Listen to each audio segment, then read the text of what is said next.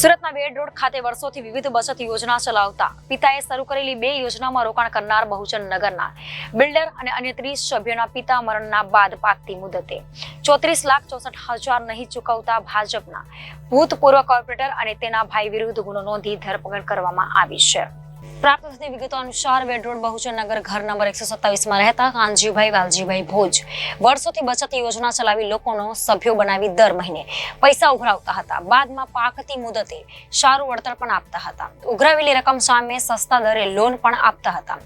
કનુભાઈએ વર્ષ 2013 માં 2 પુત્રો અનિલ અને અરવિંદ સાથે ભાગ્યલક્ષ્મી અને લક્ષ્મી પૂજન બચત યોજના શરૂ કરી હતી। 500 અને 1000 રૂપિયા ભરી સભ્ય બનાવી લોકોને 30 થી 40 મહિના બાદ રકમ પરત આપવાના હતા। તે દરમિયાન 20 જાન્યુઆરી 2017 ના રોજ કાનજીભાઈનું મરણ થયું હતું। કાનજીભાઈના મરણ બાદ બંને ભાઈઓ તેમની ઓફિસે બેસતા હતા। યોજના પણ ચાલુ રાખી હતી। જો કે યોજના પૂર્ણ થયા બાદ તેમણે પૈસા પરત કરવાના બદલે વાયદા કર્યા હતા। બહુજન નગરમાં રહેતા બિલ્ડર હર્ષભાઈ રાઠોડ અને અન્ય 30 સભ્યોના કુલ 39,64,000 પરત નહીં કરનાર પૂર્વ કોર્પોરેટર અનિલ ભોજ અને અરવિંદ વિરુદ્ધ ગુનો નોંધાતા પોલીસે બંનેની ધરપકડ કરી વધુ તપાસ હાથ ધરી છે। જી સર, એક ફરિયાદ નોંધવામાં આવી છે અને આરોપીની ધરપકડ કરાઈ છે। શું છે વિગત?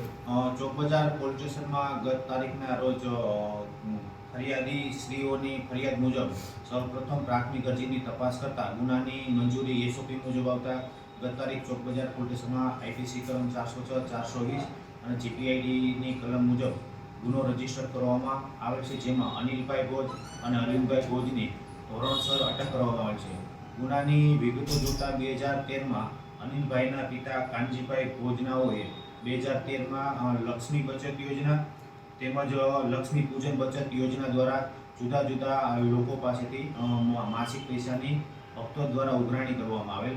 એ જે પૈસાઓમાં એકઠા થયેલ સમયાંતરે પાછા પણ 2017માં આ જે કાનજીભાઈ ભોજ છે એક્સપાયર થઈ જતા તેના બંને પુત્રો અરવિંદભાઈ અને અનિલભાઈએ લોકો પાસેથી બચતના યોજનાના પૈસાના કલેક્શનનું ચાલુ રાખેલ। ત્યારબાદ 2019 બાદ આ જે પાકતી મુદતે જે રૂપિયા આપવાના હોય તેમાં અરવિંદભાઈ અને અનિલભાઈએ હાથ ઊંચા કરી દીધેલા, જેથી અરજદારોને અસંતોષ થતા સૌપ્રથમ કતારગામ પોલીસ સ્ટેશનમાં પ્રાથમિક અરજી આપેલી। ત્યારબાદ એ વિસ્તાર ચોક બજારમાં ટ્રાન્સફર થતાં એસઓપી મુજબ તપાસ કરતા મહેરબાન સીપી સાહેબનાઓની સૂચનાથી ગુનો દાખલ કરવામાં આવે છે અને આરોપીને અટક કરીને આગળની તજવીજ ચાલુ છે। કેટલાની ઠગાઈ કરવામાં આવી છે? આશરે 30 ભોગ બનનારો છે, જેમાં 5 ભોગ બનનારો તો હાલ એક્સપાયર થઈ ગયા છે અને ટોટલ રકમ 39,64,000 રૂપિયા જેવી માતબારની રકમની છેતરપિંડી કરવામાં આવી છે। આરોપી કોણ છે?